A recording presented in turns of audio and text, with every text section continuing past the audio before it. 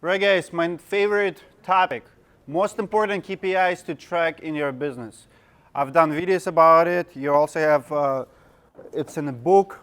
There's some stuff I will talk that's not in a book. If you don't know these numbers, you don't know your business. Number one, you have to know how many leads your business is getting on an annual basis, daily basis. Now, when it comes to leads, lead is a lead. It's appointment. It's guaranteed prospect. I don't want you to keep, like marketers. Marketers like to use word impressions. Ever heard of that? The worse the company, the more they're gonna sell you impressions. Call Yelp right now. Ask them how much to advertise on Yelp, and they will tell you that they're getting 20,000 impressions per day. Doesn't guarantee anything, because if it's, I mean, what's the impression? Let's say you put a billboard and 60,000 cars are gonna see it per day. That's impression. Do you care about it? No. Does it really matter to you that your name on a billboard in front of 60,000 cars? No, but if you do know that you're gonna get 10 leads a day, now that says something. That's value to you. So I want you to track leads. Usually healthy businesses, like branded businesses, because you don't do door knocking, right? So people are calling you. Healthy businesses don't really like to track it because why? You know, it's almost like a referral business. You're always getting calls. Now, if you want to scale, like for me, if you want to scale your business to the point where you don't want to be there, you always want to know how many leads, because Eric, difference between me and Eric is a business operator. So he is the business. You sold 3 million last year, but I have 5 sales guys. So if you want to recruit sales guys, you always want to guarantee, you want to know how many leads you can give them. So for me, I have to do 10 leads a day to feed 5 guys. For you, it can be 3 sales guys, 6 leads. I don't recommend you to run more than 5 a day because you're going to be wasting them. 2 leads, maybe 3 per day is perfect. You want to keep them a little bit hungry, because if you're going to start giving your sales reps 4 or 5 appointments, what they're going to tell you? They're going to tell you that they don't sell the jobs because people were not serious, or sales guys also like to be delusional. You give them a lead, they come back to you, what did they say? They didn't sell, or they're going to say something like, they'll buy later, appointment went really well, and then you're sitting on a 300 estimates worth $3 million, and it's a cold call at that point. So you want to track your leads. Now, if you know how many leads you get, like for example, in 2018, we got 1,667 leads. Now, I'm getting more increase, I'm getting more appointments. So how I work with my receptionist is she usually writes down everything that comes in. So Facebook Messenger might send some requests like, hey, you guys doing this service? We might get texts, we might get BBB increase, we might get increase through website. Very interesting statistic. In the website, people will go to website, fill up a form, say they need you. If you don't reply right away, and it happens to us a lot, we might get 10, 15 leads a week from the website, but if you call them 2 days later, a lot of people don't remember you, or don't even remember submitting that information.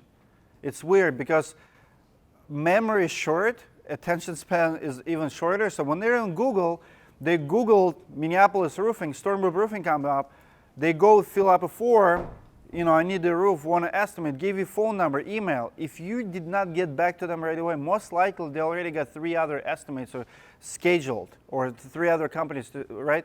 So if your receptionist treated as a lead, you didn't get the lead yet. I mean, you got a lead technically, but did you really? So the reason leads are important because it's going to affect the rest of your numbers. It's going to affect your marketing spend. For example, let's say I'm getting 50 increase through website per month. Maybe it's only 20 appointments, but I'm getting 50, increase. And if I'm spending $5,000 per month on the website, is it a good return on investment or bad? I would say it's pretty good, $100 per lead. But if my receptionist is not replying right away and we're only scheduling 20 appointments, now I don't have a marketing problem, I have a receptionist problem. I can't call my Google guy or my website guy and say, hey dude, like I'm paying you $5,000 a month and I'm only getting 20 appointments. What he's gonna tell me, Dmitry, look at your freaking data. You have 50 inquiries and I don't know why you're not converting them, right? You have to know your numbers. But it's not calls, not inquiries, not impressions. You need to, I only track my appointments where we actually agree to see the homeowner. Your inquiry is always gonna be higher, and you need to know that number too, or better know. Sometimes we'll get like 25 inquiries per day, but only 15 appointments. Sometimes you're playing phone tag with the homeowner. Sometimes they leave you voicemail, you call back. Until you connect it and schedule appointment, doesn't really count, does it? Can't pay bills with the phone tag. Number two, you have to know your closing rate. Now, as far as leads goes, what's the good amount to spend on a lead? Who will pay $200 per lead if it's a good lead? Who will pay $300 per lead?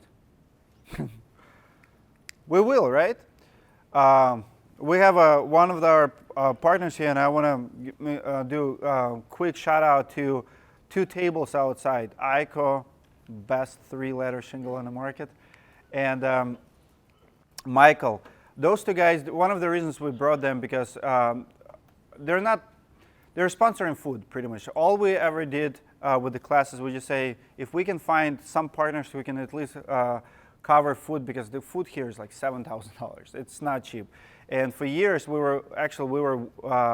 these classes were costing us money.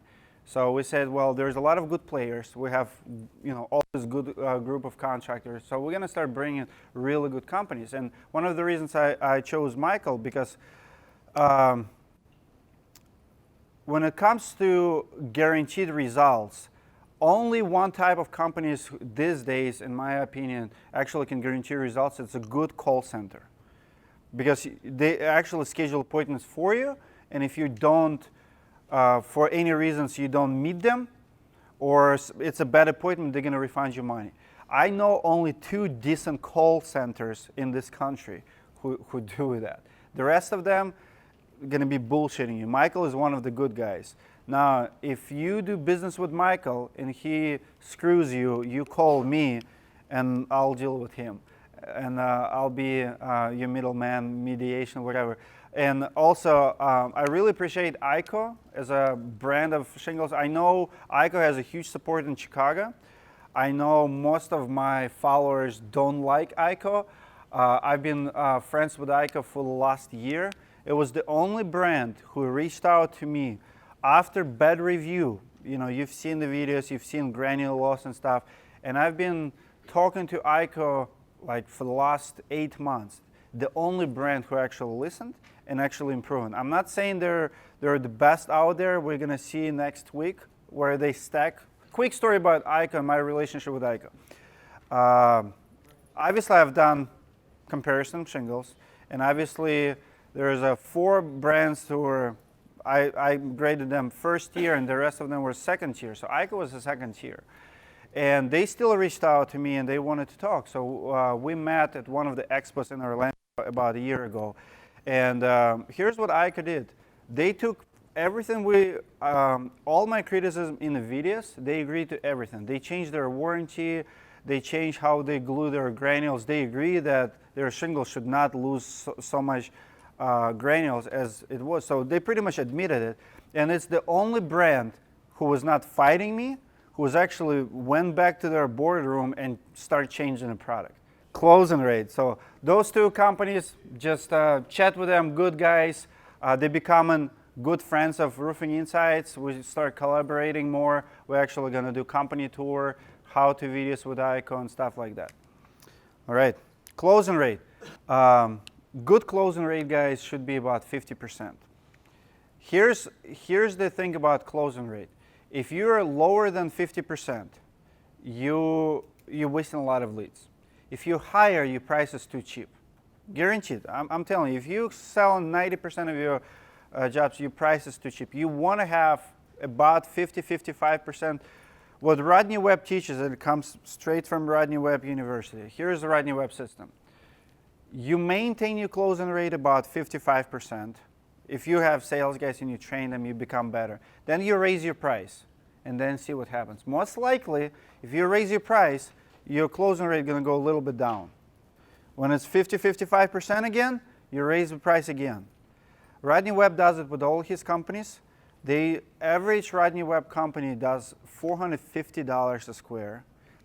Like, that's average. I see companies, I mean, we have company Linda's Construction in Minneapolis. They started a couple years ago with a $425 a square. And that's for GAF. So what they do is they increase the price, and every sales guy in the company now have to do it. So pretty much at the end of the day, you're going to be one of the highest, but you're also going to be one of the best. In the beginning, you suck. You know, you can only sell at the price. I remember hiring this one guy.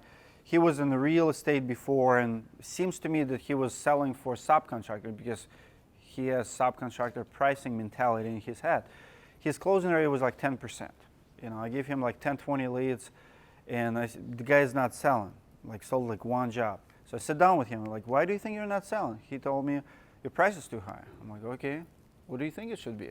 And I'm talking about 4 years ago. We're like $345 a square. He goes like, your shingle should be $275. I'm like, yeah, my subs charge that. If I go with my sub, if my sub will go see the homeowner, that's $275. How much gutter should be? Well, we were selling at $6. He's like, should be $4. Yeah, that's how much my subcontractor charges me. The guy did not believe in the price. Of course, he's not going to sell it. His closing rate is 10%. You have to believe in the price. You have to train your guys to sell for more. So we sell now, I mean, we keep increasing the price. And also, price goes supply and demand. Like, you can get higher price, like in summertime. In the spring, when it's super slow, you have to maybe drop it a little bit just to keep your crews busy.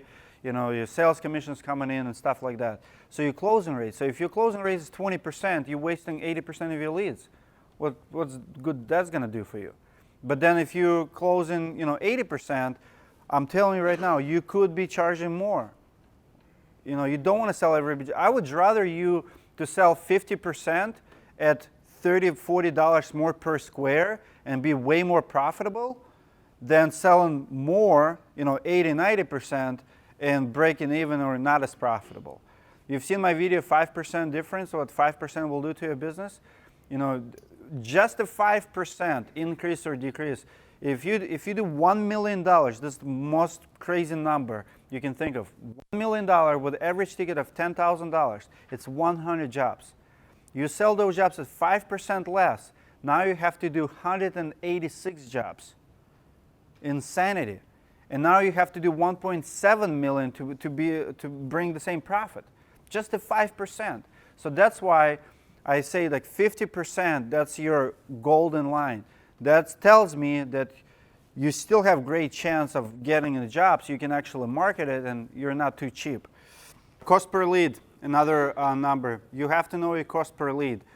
And this one, it's interesting number because it also will vary by platform. I would say anything up to $200 per lead, it's a given. Like, you just jump on it.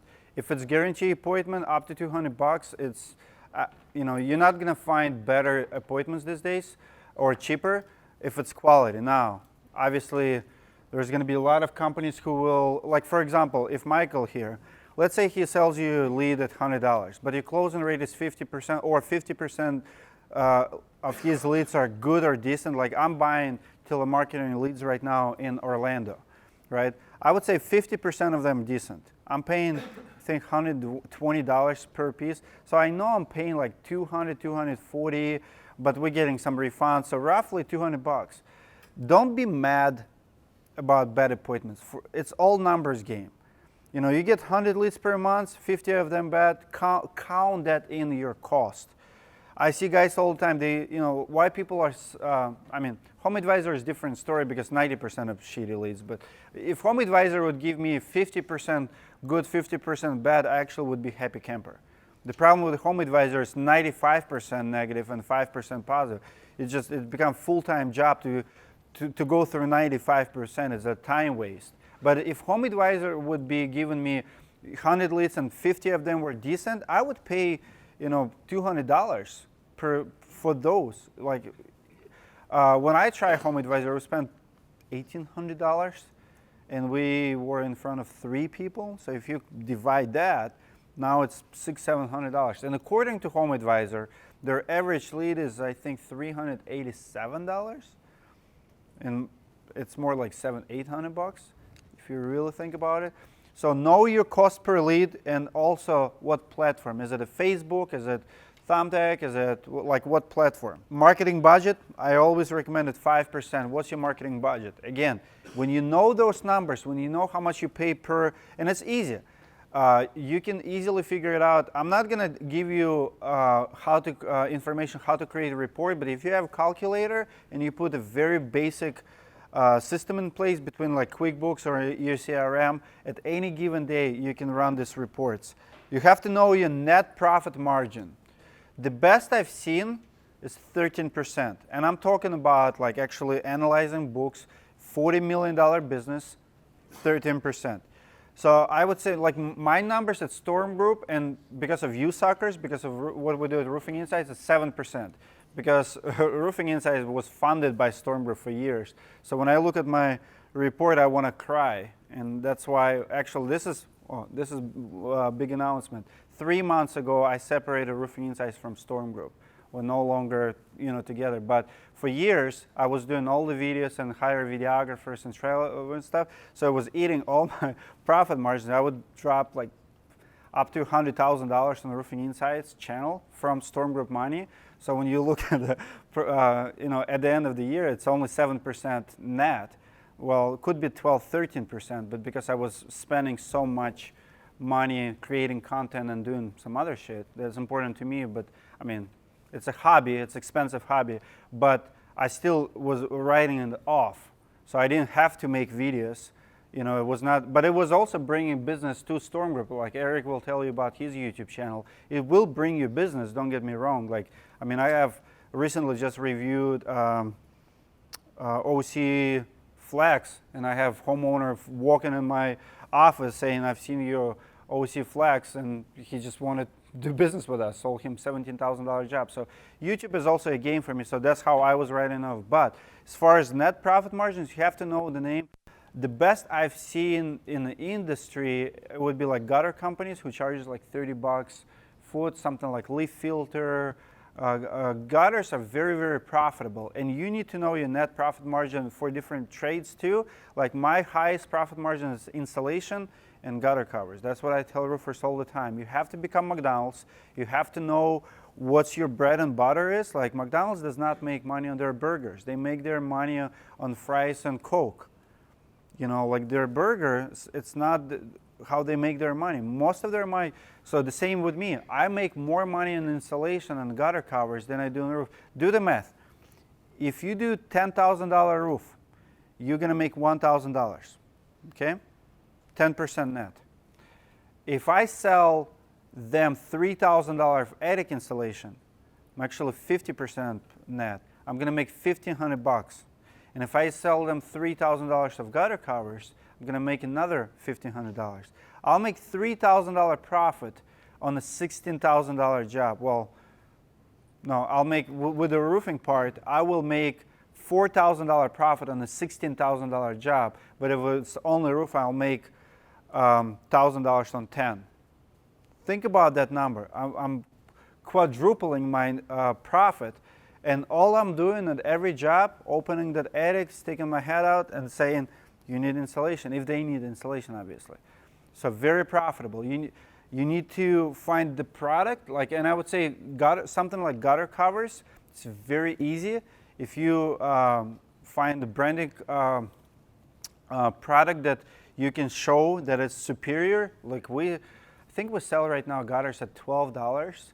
And I think we sell gutter covers at 12 as well, so 24.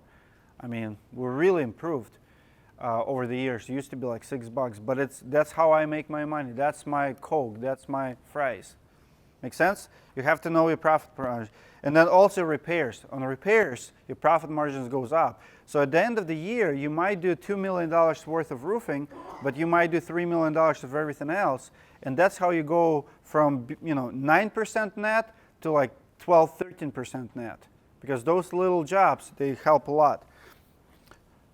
Another number to keep track and know, it's your working capital. What's your working capital? It's your current assets and current liabilities. Guys, I'm here to tell you, shocking news, that a lot of your competition, and this is why I don't care how big companies are on the Facebook, a lot of your competition are Ponzi schemes. This is the reason why. If you plug away sales from $30–40 million storm chaser businesses, they're gonna collapse. They never have enough money. They don't. They can't even complete the jobs without bringing more money in. It's a Ponzi scheme. If you're robbing Peter to pay Paul, you're running a Ponzi scheme. You're not running a business. I mean, I've done it many times. Like, we all have done it. It's only one big purchase. You start selling and you feel like you're important because you've done $1 million. Now you need $50,000 truck for cash. And at the end of the year, you don't have money to pay ABC bill. Now what you do? Well, your accountant should tell you what's your current assets and current liabilities. So when you collect that payment, so what's happening is, I see it all the time, especially with the new guys. You know, let's say you're brand new to the business, you go in, and it's very easy to sell 10 jobs, right? You sell 10 jobs, you have 100K in your pocket. Do you really have 100K? You don't even have 10K, but you have 100K. It feels good. Gonna go buy me a truck, boat, whatever it is, right? 100K. No, it's not your 100K, but you go buy something, and then half of those people call you and say, give me my money back, and you don't have it. So what's your working capital? How much money? I have amazing accountant. It took me years to find good accountant. I always have good accountant. And afternoon when I'm going to be showing you QuickBooks, I want you to think about something. It's not Dmitry who's showing you what we've built. Like, I didn't build that. I have freaking accountants who work for biggest companies in the United States, like huge corporations. And we figured out our QuickBooks together. But right now, I'm in a stage where I don't trust myself ever. I trust my calculator, I trust my accountant. You wake up in the morning, you check your bank balance. Oh, you have $150,000. No, you don't. You call your accountant and you ask her, how much money do I have? And shockingly, sometimes it's actually negative. It's like, Dmitry, negative 10 grand. Oh, shoot. I was hoping it's not the case. But this is why you need accountant, guys. This is why you need to run your books right, because when you take all those money's going to be like, after the storm, sometimes we have $700,000–800,000 like sitting in a bank, but you still have 100 jobs to do. So if you didn't figure out what we're going to teach you, you don't know. My wife asks me all the time, like, she would say something like, your price is too cheap, you need to charge more. Do you know how much money you have? Like, I don't. Like, I'm a bad accountant, and I had to figure out how to become a good one. I hate numbers, hated it for years. Now all I talk about numbers because I got in so much trouble. My wife is so smart. She's like, you don't charge much. Like, how do you know that you charge enough? I'm like, well, baby, you can't just charge. Like, here's how I talk to my wife. You go to McDonald's, right? And do they charge enough per burger, like $7–8 burger or like meal? Is it enough? Does McDonald's make money on burger? Of course they do, right? But what will happen if McDonald's only sells 3 burgers per day? Will they make money that day? No. So it's not, the same goes with the roofers. So I can tell you like how much you should charge, but it's irrelevant. You have to know this number, I think. You have to know your breaking point.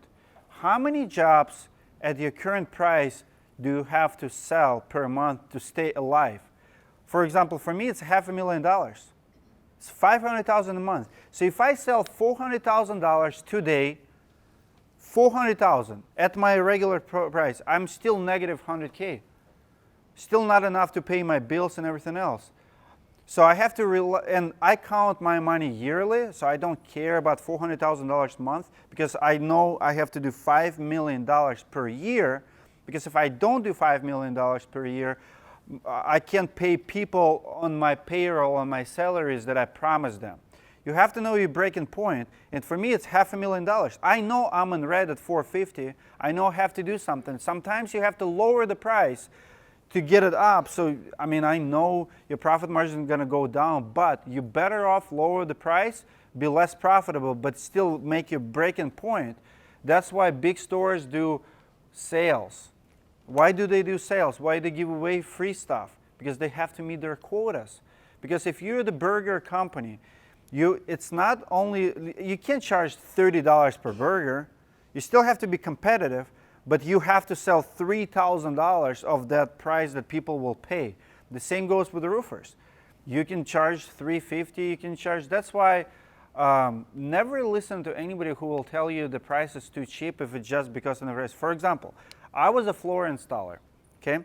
And I was the fastest floor installer you'll ever meet in your life. I was freaking Speedy Gonzalez. Like nobody could ever, I would outrun anybody, but I was charging per square foot, I was the cheapest guy. When I started, I was charging $1 per square foot. Never made less than $500 a day. I was getting paid $50, $60 per day. So when somebody would come in and say, Dmitry, you know, like you dropping the raise, I'm like, do you want to pay my bills? Nobody pays me $50 an hour to work. Like other companies were paying me $15, $20 to work for them. I work for myself, I provide for my family, and $1 a square foot with a $50 an hour rate. This is how, the same for your business. You can go and drop your price to $275 to meet your breaking point, to keep your crews busy, your office bills paid, and yourself paid. And I don't give a fuck what anybody says. If you have to do 100 jobs just to meet, now I don't want you to stay there because I want you to be profitable and stuff, but it's okay to be the cheapest guy to bring volume to meet all your goals. What I don't want you to do, and I remember having a conversation, I started a flooring business in 2009. Everybody was running out of business and I was getting in when the economy collapsed. And I remember when I opened a storefront and I started selling hardwood floors, my sales rep, she said she was in sales rep for this flooring company, Mahavka, I think, for 20 years. And nobody, like from big players, would lower their rate. And she said, Dmitry, I've seen so many companies sitting on their asses in their offices and watching their businesses closing doors, but they would not lower their prices. And you're so smart by doing what you're doing. I remember hiring guys on Craigslist, who used to be installers like per square, but they didn't have a jobs. So I would hire them as a helper and for $15 an hour. And while we installing floors for $1 a foot, right, per square, so I would, 800 square feet, we could do it in a day. So I'm getting paid $800, paying this guy $150. And I would ask him, because he is also a sub, he just doesn't have a job, so he does it hourly. I would ask, well, if you would do the job, how much would you charge me? He's like, I wouldn't do it cheap, less than $2 a foot. I'm like, oh, I better not tell you that I'm charging $1. So this idiot would not do job less than $2 a foot, but he was getting paid $150 a day to help me install them. And I was getting paid $650, and he was getting paid $150. Who has a better deal? Who's the smart guy in the room? The guy who would not lower his price, or the guy who actually killing it and making, $60, $70 an hour? Just saying, breaking point sometimes is more important how much you charge per square. But you will be judged. Because there's always big dog who is like, oh, you're just ruining the market. No, as long as I'm paying my bills, you don't tell me what to do.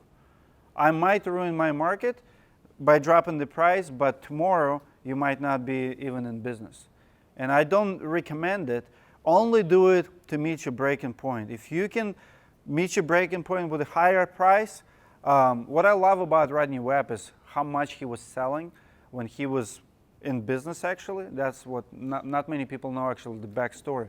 Owens Corning bought Rodney Webb. His last year in business, he did $8 million in sales, and he pocketed $2 million. I want you to think about it. Selling just gutters, talking about doing less is doing more. One service, one product, 8 million in sales, 2 million in profit. That's why so many people are doing writing web. Because he told them, Linda's Construction in Minneapolis, $80 million company. $80 million company. In 2004, they were doing 4 million. 55 sales reps, just writing web. Know your breaking point, guys. Obviously, you have to know your gross profit margin. Why gross profit is important is because you're going to calculate quite a few numbers from gross. Like I calculate my marketing budget from gross profit margin, not from my net. So if I know, like I want to do 5 million in business, I know I can spend $250,000 on marketing. So gross is very important. I also do my bonuses based on the gross profit margins. And you mainly going to do your job costs. So I teach that you should be, how you calculate your gross profit margin, you should be 30, 30, 40. So 30 should be your labor, 30%. 30% should be your materials, and 40% splits like pretty much, you have 10% that's variable because numbers will change, but 10% is your sales commission, 10% is your net profit, and 10% is your overhead. That's how you should be pricing your bread and butter job, something like siding, something like roofing, to be competitive. In this business, 30-40% is very competitive. So that's how most companies charge like $3 to $350. I mean, obviously materials increases, but this is what we teach. If you're doing anywhere from 30 to 40% gross, you should be fine. You know, you should always have 5% to spend back on marketing. You should be in business just for bread and butter, but then there's other trades that you can be specialist and you can make more money. But for commodity businesses, for something that everybody else does, as long as you do this, you're going to be very close to your competition. If you're going to train your guys, you're going to become better, you'll be able to charge more. But this is your base, only because you're in commodity business. I believe that you should know your complaint rate. Like for example, Roofing Insight have complaint rate of 4 or 5%, like 95% of comments and likes, dislikes, it's positive, about 5% is negative. For me, it's comfortable. For YouTuber, 10% is actually pretty decent. 20%, I mean, whatever. Some people get that. But for your business, I would say as long as you maintain 4.5 and up, you're good. Once you become 3-star rated company, you need $1 million to promote you. Like people don't eat at restaurants who has 2-star reviews. Will you? Will you eat at a restaurant with a 2-star or 3-star? Will you buy from the company who has 2 or 3 stars? That's also in the commodity business. Would you trust your car, to mechanic who has 2 stars on Google? Fun fact, Yelp has 2 stars on Yelp. True story. So know your complaint rate and be okay with it. Be okay with negative reviews. Like I used to have nightmares when I was getting bad reviews. Now I just another bad review. As long as I'm still at 4.8, I'm fine. Now when it's going to 4.7, because if I'm at 4.8, I'm still good. Like if you go to Amazon, have you ever seen any product on Amazon that has 5-star only reviews? Have you ever seen any hotel that has only 5 stars? But usually what's our choices? 4.1 star, 4.2, 4.3, 4.4, right? Are we okay with it? Yeah. People will be okay with you having 4.8, 4.9, 4.7. So don't stress about it. Keep them coming.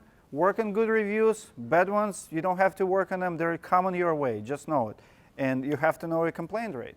This is my favorite number, sales growth. Honestly, guys, this is the only report I really check like almost weekly, because I count my money year by year. That's how I base all my salaries and everything else. So as long as we're on track to do what we did last year and then some, I'm okay with it. Now, if I see like we're in May and our numbers are down, I'm start panicking. I'm like, what's going on? Are we not getting leads? We're not closing? What's happening? Like, for the last 3-4 years, we've been growing at least 30% year to year. And I love it because you need to know the sales growth. And what will happen is when you know your numbers, like for example, here's my numbers. $5 million business, 10% of it is my overhead, which is your salaries in the office. So 10% from 5 million is $500,000. This is my budget for my executive personnel. So I'm going to give $120K to my sales manager. I'll give 80 grand to my supplementer. I'll put $70,000 towards my receptionist.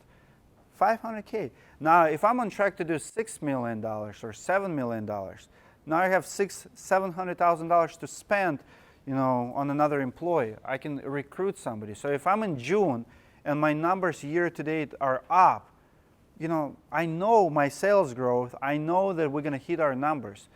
I recently talked to a company who they said they're going to do $5 million, and it was September when I talked to them, and I asked them, okay, so you're going to do $5 million. What did you produce so far? Like $1.5 million. I'm like, sorry, your number's lying to you. You're not going to do $5 million. So my backlog usually 2-3 weeks. So I produce everything super fast because what I don't want you to track is your actual sales. Because people start tracking sales and they will go and they'll sell, $1 million. But I see a lot of, especially super small companies, like 1-2 business owner, people running business, it'll take them a year to actually produce it. So turnover is high, cancellation rate is high. I see guys who, like I have one guy who worked for me, it took him 2 years to get $70,000 commissions because he worked for someone who's just sitting on claims forever and not closing them. I don't want you to track your sales. I want you to produce everything as fast as possible and track what you actually produced. In my company, we don't even consider the sale until it's completed, because at that point it's just liability. If I go and sell $1 million, I'm robbing Peter to pay Paul, because if people, if I say I already have done it and I didn't, my production manager walks away, my sales guys walks away, what I'm going to do with that $1 million? If I lose 3 people who is in charge, I can replace them, but what if people will ask for money back? What I'm going to do if I already spent it and already counted it? Don't count on money you did not make it. In Russia we say, don't split the skin of the bear you did not kill yet. Не делите шкуру медведя, которого вы еще не убили, по-моему. So don't, you go hunting, but you did not kill it yet. So don't try to split it. It's not yours yet. Just because it's in the books, just because it's even in the bank, I don't care. Like I said, in August I'll have $700,000. That number freaking scares me. I don't want to see that number. I want to see what's produced and done, and then it's my money.